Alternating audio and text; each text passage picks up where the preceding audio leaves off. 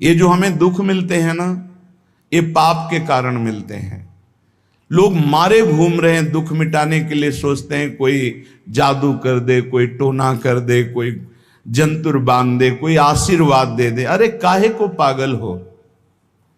यदि तुम अच्छे आचरण करते हो, भगवान नाम जप करते हो, सद धर्म से चलते हो, तो तुम्हें किसी से आशीर्वाद मांगने की जरूरत नहीं। बात मान लीजिए, प्रार्थना मान लीजिए। दिखावे में लाखों लोग अपने जीवन को नष्ट करने के लिए तैयार हैं। ये माया का ही तो दिखावा है जिसमें जन्म के जन्म हमारे नष्ट होते जा रहे हैं। सत्य मार्ग को क्यों नहीं पकड़ते हो? किसी के आशीर्वाद की जरूरत नहीं आपको आनंद प्राप्ति के लिए। आप आनंद के बच्चा हो, आनंद स्वरूप हो। जिनसे आशीर्वाद मांगते हो उनके अंदर जो आत्म तत्व बैठा है वो तुम्हारे अंदर बैठा है। वही संपूर्ण आनंद लिए तुम्हारे अंदर बैठा है। तुम्हें किसी से गिगियाने की जरूरत नहीं। बस तुम अपने स्वरूप को नहीं पहचान पा रहे हो, अपनी शक्ति को जागृत नहीं कर पा रहे हो, इसलिए तुम दौड़े घूम रहे हो। भागने की जरूरत नहीं है। सत्संग सुनो, उसे अपने आचरण में उतारो। ये बात आप कागज में लिख लो, चाहे दिमाग में लिख लो। जब तक आपके आचरण शुद्ध नहीं होंगे, जब तक आप भजन नहीं करोगे, जब तक आप दूसरों को सुख नहीं दोगे, मन वचन कर्म से किसी को भी दुख नहीं पहुंचाना, तब तक आप भागे। और यहां से लेकर ब्रह्मलोक तक अगर आपको सुख मिल जाए तो बता देना। आ ब्रह्म भुवनान लोकान पुनरावर्तिनो, अर्जुन यहां सुख मिलने वाला है। आ ब्रह्म स्तंभ पर्यंतम सर्वम मायामयम जगत, यहां सुख मिलने वाला है। अगर सुख सिंधु भगवान का भजन नहीं करेंगे, बैठ के अपने घर में बैठकर आधा घंटा भजन नहीं करेंगे, मारे घूम रहे हैं, सोच रहे हैं ये भगवान का अवतार है, हमारा कल्याण हो जाएगा। ए भाई, जब भगवान वास्तविक अवतार लिए और जो भजन नहीं किए उनका भी कल्याण नहीं हुआ। भगवान के अवतार के समय हम भी रहे होंगे कहीं ना कहीं, किसी जीव जंतु के कल्याण हुआ क्या? अब भजन करोगे तो कल्याण हो जाएगा। हमारी बात मान लो। बार बार आपको कभी कड़वे शब्दों में, कभी मीठे शब्दों में बताते हैं, ए भाई, बचपन से भगवान के मार्ग में लगे हुए हैं, हमको अपना कर्म भोगना पड़ रहा है। जो शरीर रचना के समय रचा गया था वो सुखद या दुखद कर्म भोगना पड़ा। रामकृष्ण परमहंस जी के कैंसर था, भाई जी हनुमान प्रसाद पोद्दार जी के उदर में कैंसर था, बड़े बड़े महापुरुषों को भोगना पड़ा। तो प्रारब्ध को भोग लो। ये भोगने की सामर्थ्य नाम जप से आ जाएगी, और नाम जप करके जन्म मरण के चक्र से मुक्त हो जाओ। मान लो मेरी बात। क्या वृंदावन की परम पावन रज से बढ़कर त्रिभुवन में कोई रज है? इस रज में बैठकर तुम्हें आनंद नहीं मिल रहा तो कहां मिलेगा तुम्हें? क्या भगवान नाम से बढ़कर कोई अमोघ शक्ति है जो भगवान को अधीन कर सके? सुमिर पवन सुत पावन नामू, अपने बस करी राखे रामू। लेकिन समझ में नहीं आता। ये जीव सोचता है कोई तपस्वी, कोई सिद्ध से हमारे दुख दूर हो जाएं। नहीं, भगवान के वचन सुन लीजिए। दैवी हेषा गुणमयी मम माया दुरत्तया, मामेव ये प्रपद्यन्ते माया मेताम तरन्ति। ये गुणमयी माया को पार करना बहुत कठिन है। एकमात्र उपाय है, मेरी शरण में आ जाओ। हरि शरणम श्री कृष्ण शरणम मम। जब तक प्रभु की शरण में नहीं तब तक माया मुक्त। पर समझ में नहीं आता। लोगों को ऐसा लगता है मैं जाऊंगा, आशीर्वाद मिलेगा, मैं सिद्ध हो जाऊंगा, सब दुख नष्ट हो जाएंगे। आप समझो, हमारी प्रार्थना को समझो। हम अंदर से पीड़ित होके बोल रहे हैं, आप लोग समझते नहीं हो। भगवान का भजन किए बिना कहीं भी भाग के चले जाओ, आपको शांति नहीं मिलेगी प्यारे। और घर में बैठकर यदि भजन करोगे तो घर तीर्थ हो जाएगा, घर में भगवान पधारेंगे, आप आनंदित हो जाओगे। संत संग का फल होता है भागना, मिट जाना।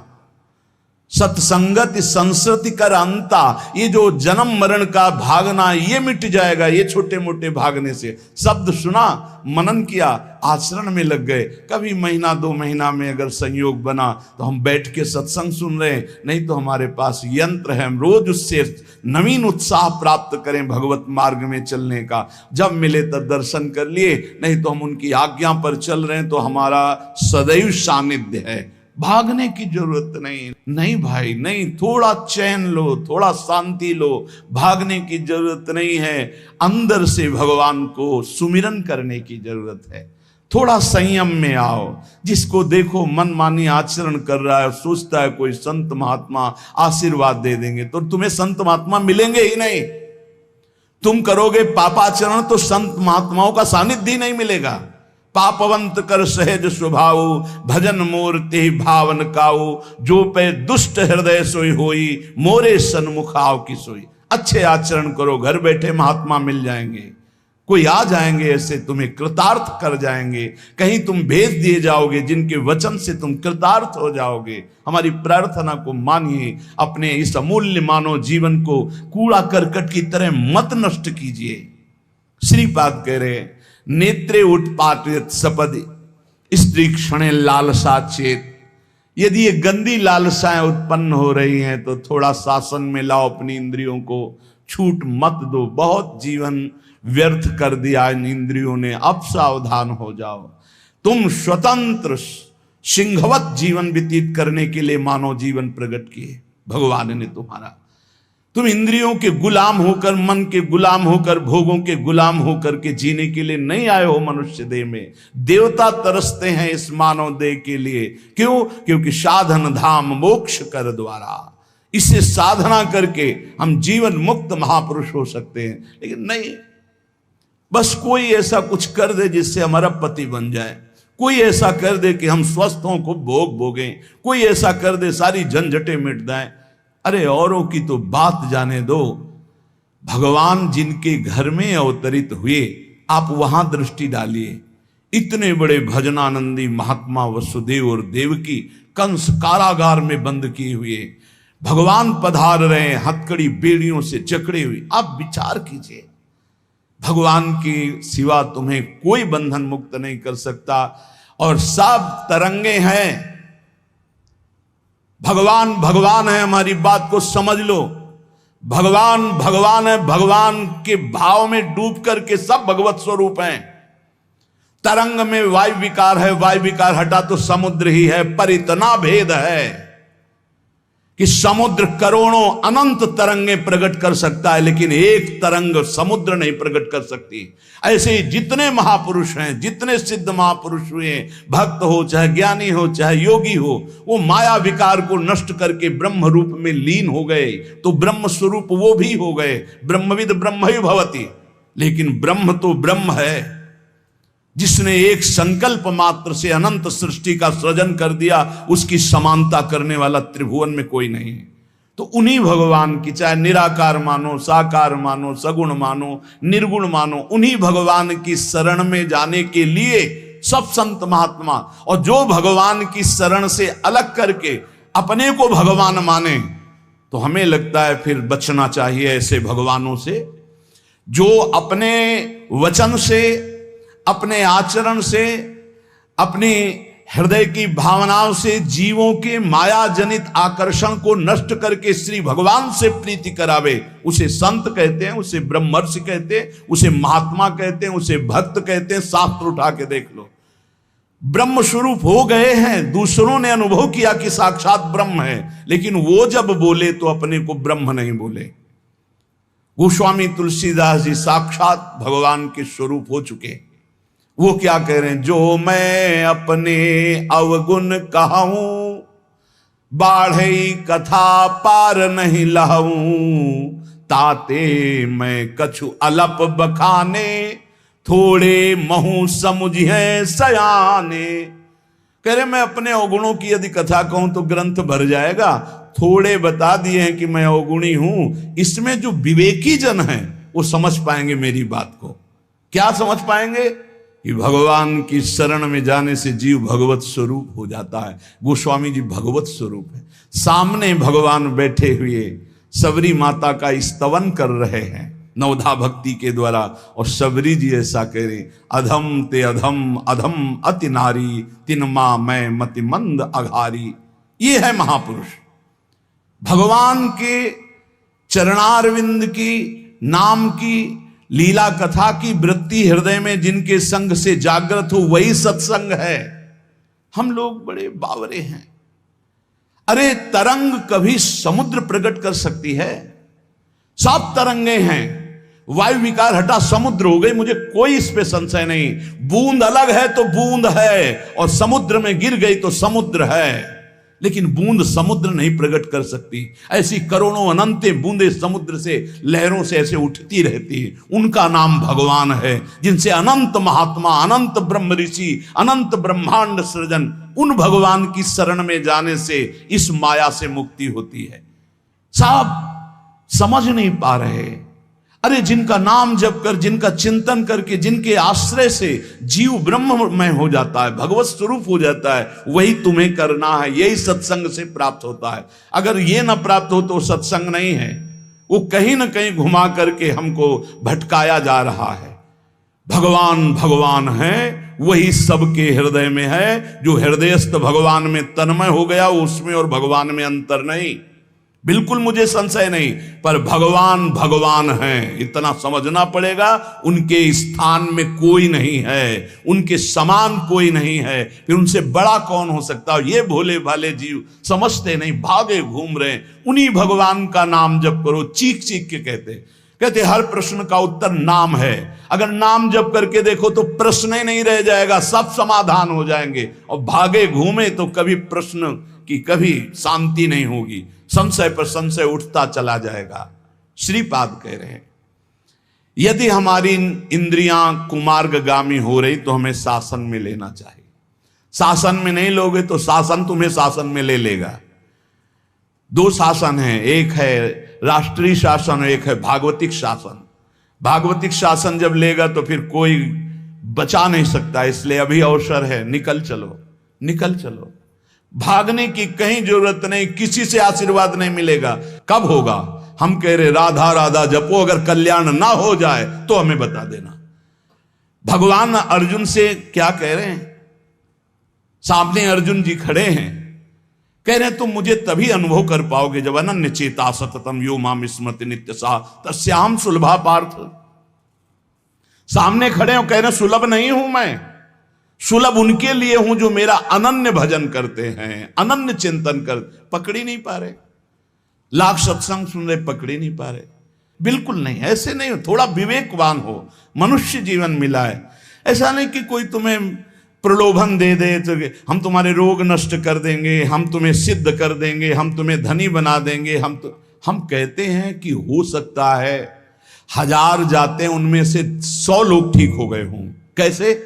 पूर्व का पुण्य 100 का तुक्का लगा और ठीक हो गए। वो कहते हैं कि मैं कसम खा के कहता हूं मैं ठीक हो गया हूं। हम बिल्कुल 100% मानते ठीक हो गए, लेकिन उसके प्रताप से नहीं, आप अपने पुण्य प्रताप से ठीक हो गए। आपके ठीक होने का समय आ गया है, इसलिए आपका तुक्का लगा, आप गए, यश उसको मिल गया और आपका काम बन गया। हमारी बात को समझो। अपने लोग बहुत शास्त्र सम्मत, बहुत उसको सुलझ कर भगवत मार्ग को चल करके आपको बोल रहे हैं। अगर इन कर्मों को मिटाने के लिए जो हमारे शास्त्र बने हुए हैं उनके सिद्धांत के अनुसार चला जाए तो मिटा दिया जाएगा।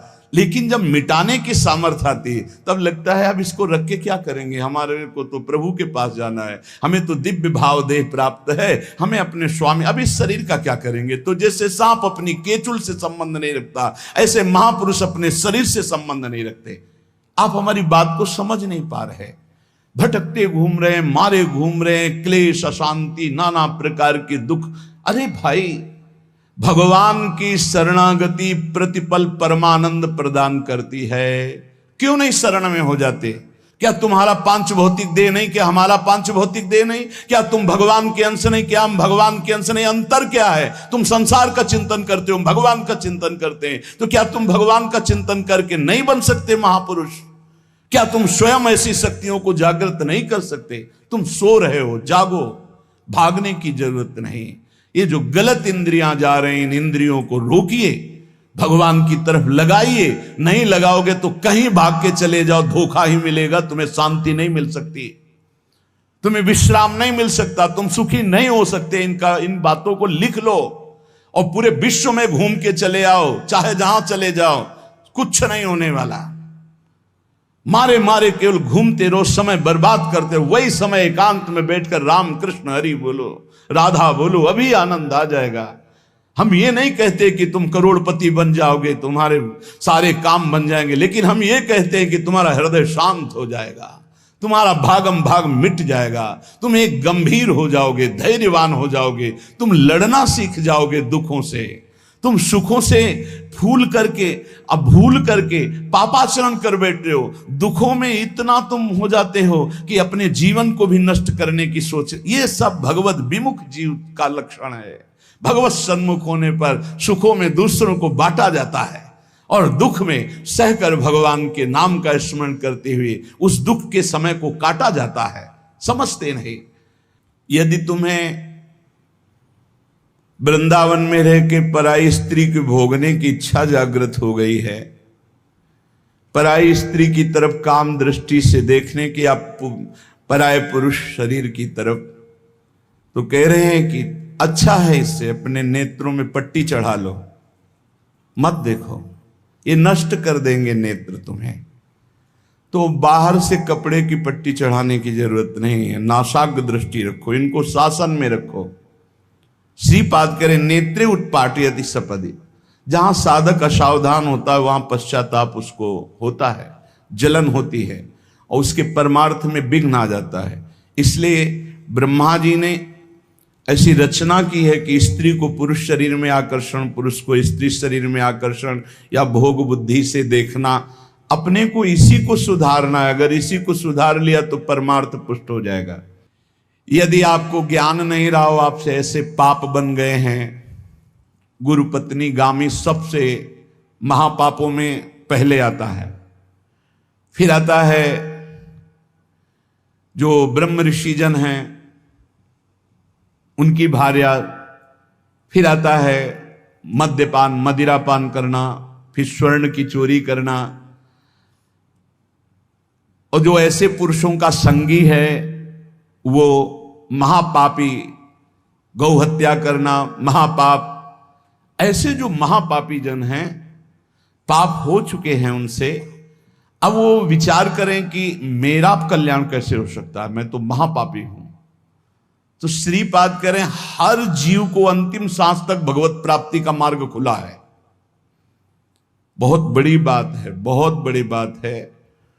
आज तक भोगना पड़ रहा है गुरु पत्नी गामी का कलंक चंद्रमा जी को, आज तक। ये बड़े बड़े महत पाप हैं जो लोग नहीं समझते हैं। ये बात समझ लें, पर स्त्री गमन, मदिरापान, द्वैत कीड़ा, स्वर्ण चोरी, गुरु पत्नी गामी, ब्रह्म ऋषियों की तरफ जो उनकी भार्या है उनकी तरफ ये काम भाव से देखना, गौ हत्या, ये महत पाप हैं। ये पाप नष्ट कर देते। भ्रूण हत्या, ये सब महत पाप है। अगर ये पाप बन गए हैं जाने अनजाने में जीवन में, और अब हमने सत्संग सुना तो अब हमें प्रायश्चित हो रहा है कि मेरा कल्याण कैसे हो सकता है, तो श्रीपाद कह रहे हैं एक बार हृदय से जलन पैदा करो कि मेरे से बहुत गलती हो गई, और श्रीधाम वृंदावन आ जाओ। वृंदावन की परिक्रमा करो, रज में लोटो, रसिकों का संग करो। ये नियम ले लो कि अब जीवन में कभी पाप नहीं करेंगे, और नाम जपना शुरू कर दो। तो कह रहे हैं निश्चय सुनिर्वाही महाधार्मिकाहा, निश्चित वो धार्मिक हो जाएगा, उसके सारे पाप नष्ट हो जाएंगे और भगवत प्राप्ति कर लेगा इसी जन्म में। भगवत प्राप्ति आखिरी सांस तक हो सकती है। आखिरी सांस में बोला राधा राम कृष्ण हरि, बिल्कुल भगवत प्राप्ति हो जाएगी। विश्वास कर लो इस बात पे। इसलिए कोई भी कभी निराश न हो कि मुझे भगवत प्राप्ति नहीं हो सकती, मेरा कल्याण नहीं हो सकता। इस श्लोक में श्रीपाद ने बताया यदि ऐसे महापाप किए हुए हो तो श्रीधाम वृंदावन आ जाओ। धाम है भगवान का, निज धाम है। जो बड़े बड़े तीर्थों के अवगाहन से पाप नष्ट नहीं होते, जो कि महापाप कहलाते हैं, वो धाम में रज में लौटने से, परिक्रमा करने से, नाम कीर्तन करने से, सत्संग सुनकर सतमार्ग में चलने से, कह रहे हैं निश्चय सुनिर्वाही महाधार्मिका, निश्चय उसके सारे पाप नष्ट हो जाएंगे और वो धार्मिक ही नहीं महाधार्मिक हो जाएगा। यदि ऐसा पुरुष है, ऊपर के श्लोक में जो बताया महापापी, अब कह रहे हैं अगर ऐसा पुरुष है कि कभी धर्म की चर्चा ही नहीं सुनी। जो सदैव अधर्म में ही ग्रस्त रहा है और इतना नीच है कि पापी लोग भी उसकी निंदा करते हैं। कुछ पाप ऐसे होते हैं जिनकी पापी लोग भी निंदा करते हैं। जैसे जेल कोई जाता है, हमें बताया गया है, तो उनमें कैदी लोग पूछते हैं क्या करके आया है, वो बताया गया कि भाई ये राष्ट्र रक्षा के लिए ऐसा ऐसा किया, पर अधिकार नहीं था, तो अनाधिकार चेष्टा में इसने अपने समाज की रक्षा के लिए ऐसे ऐसे किसी ऐसे उपद्रवी को मारा। तो हाथ मिलाते हैं उसको सम, ये काहे क्या है, बोले अपनी बेटी के साथ ऐसा गंदा आचरण कर। तो बोले वहां के कैदी भी गुस्सा होकर उस पर दृष्टि रखते हैं, उसे घृणित दृष्टि से देखते हैं। तो यहां कह रहे हैं जो धर्म की वार्ता नहीं जानता, अधर्म से ग्रसित रहा है, और नीच पुरुष पापी लोग भी उस पर क्रोध दृष्टि से देखते हैं कि बहुत ही नीच है ये। ऐसे खोट कर्म करने वाला समाज से जो बहिष्कृत हो चुका है और निश्चित हो चुका है कि अब इसकी दुर्गति पक्की है, उसके लिए भी एक चांस है। बोले निजोरु कृपया शांत्या च वृंदावनम स्वस्मिन नामृत चेत ददाति वसतिम धन्योस्ति वृंदावने। बोले निज कृपा से वृंदावन उसको पावन कर सकता है यदि वह करके ये जीवन भर का नियम ले ले कि अब मरूंगा तो इसी रज में वृंदावन से कभी बाहर नहीं जाऊंगा, तो असीम कृपावान प्रिया प्रीतम का निज धाम ये उसके सारे पापों को नष्ट करके उसे धन्य कर, धन्योस्ति वृंदावने, उसे धन्य बना देगा। पहले में महापापों का वर्णन किया, दूसरे में नीच आचरण करने वाला अधर्मी जो सबसे ज्यादा तिरस्कृत है, वो भी अगर श्रीधाम वृंदावन में आमरण वास स्वीकार कर ले कि अब वृंदावन, वैसे तो मैं बहुत पापी नीच हूं पर अब वृंदावन को नहीं छोड़ सकता, आजीवन वृंदावन वास करूंगा चाहे जितना कष्ट मिले, तो श्रीपाद कह रहे हैं चेत ददाति वसतिम धन्योस्ति वृंदावने।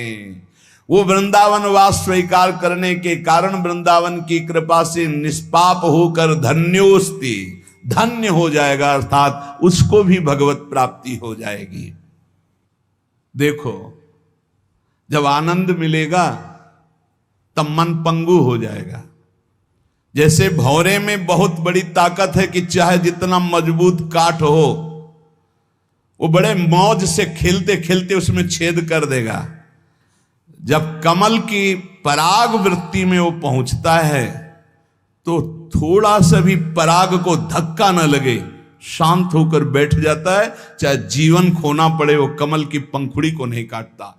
ऐसे उदाहरण दे रहे, ऐसे ही तुम्हारा मन तब तक उद्दंडता करता रहेगा जब तक भगवत सुख नहीं मिलेगा, और जिस दिन इसे आनंद मिला भगवद आनंद, ये बैठ जाएगा, इसका अस्तित्व खत्म हो जाएगा, ये बैठ जाए। निज सुख बिन मन होई कि थीरा, बिना आत्मानंद का अनुभव मिले मन स्थिर नहीं होगा, शांत नहीं होगा, विश्राम नहीं पाएगा।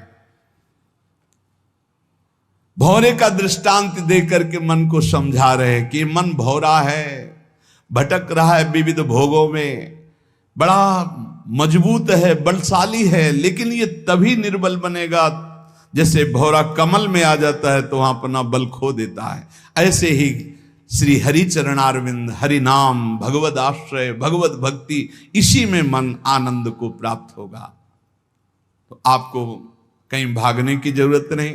आपने सुना कि जंगल में भागने से क्या होगा, जल पीने से क्या होगा, फलाहार रहने से क्या, शांति से अपने घर को ठाकुर जी का मंदिर मान लो, खूब नाम कीर्तन करो, भगवत चर्चा करो, भगवान का सुमिरन करते हुए जीवन व्यतीत करो, इधर भी सुखी परलोक में भी सुखी।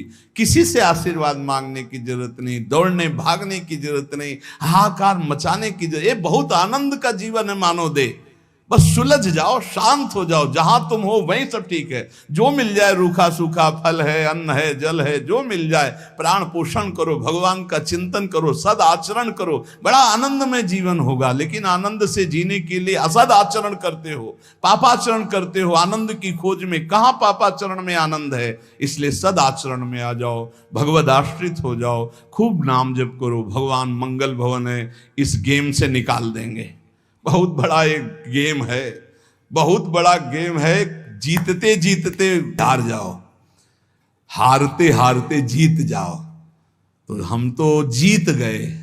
नागरी दास ही जन्म जितायो, बलिहारी बलिहारी हमारी सबही बात सुधारी। कृपा करी श्री कुंज बिहारी, अरसी कुंज बिहारी हमारी सबही बात सुधारी। लाखों अपने वृंदावन मां, बस खास बात बल गई। नहीं, आप क्या समझते हो?